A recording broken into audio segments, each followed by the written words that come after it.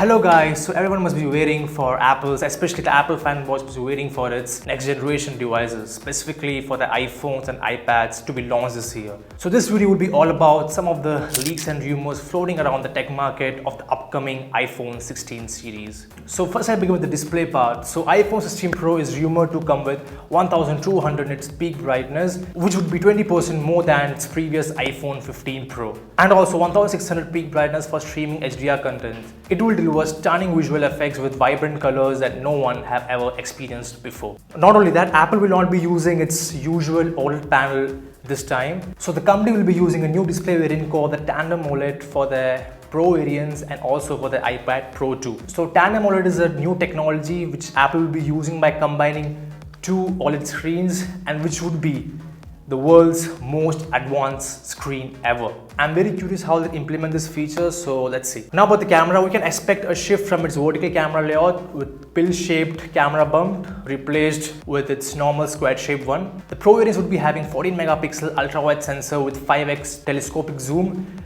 which will improve the camera performance overall, especially the low light environment photos and while shooting spatial videos. The non-Pro models would be having now action buttons, replacing it with the mute switch on the left side. On the other hand, the Pro models would be having a new capture button on the right side, which will help to assess the camera app. The capture button may be having other functions too, but till now there's no such information regarding that. Now about the processor, the new iPhone 16 series is speculated to come up with its new A18 Bionic chipset, which will improve the AI and machine learning performance. Now the other features of iPhone 16 series is it will be coming up with Wi-Fi 7 support, Type-C port, and a 40-watt wide charging, which is pretty much impressive. It would be a revolutionary thing from Apple's side if this is true. Then a 20-watt MagSafe charging. The phone will be operating on its new iOS 18, which would be having new AI features. Now finally about the pricing confirmation isn't still there.